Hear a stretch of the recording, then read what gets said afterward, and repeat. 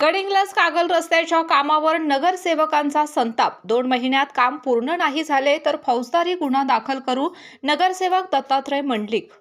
मुरगुड शहरातून जाणाऱ्या गडिंग्लज कागल रस्त्याच्या रखडलेल्या कामाबाबत नगरसेवक, पालिका अधिकारी, रस्ता प्रकल्प विभागाचे अधिकारी आणि पत्रकार यांची तिसरी संयुक्त बैठक पार पडली।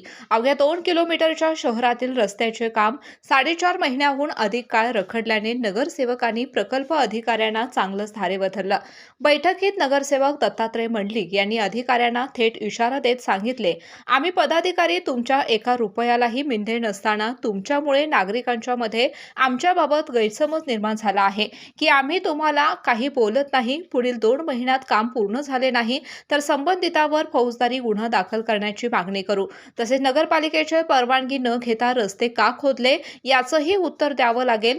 यापूर्वी 2 वेळा आंदोलनं होऊनही कामाच्या गतीमध्ये अपेक्षित सुधारणा न झाल्याने बैठकीत अधिकाऱ्यांना जाब विचारण्यात आला।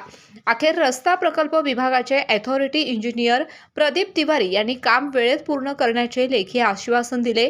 कागल गडिंग्लज रस्त्यावरील मुरगुड शहरातील सर पिराजीराव तलाव, कापशी रोड, हुतात्मा तुकाराम चौक ते नाका क्रमांक 1 या मार्गाचे काम अत्यंत संथ गतीने सुरू असल्याचा आरोप नगरसेवकांनी केला।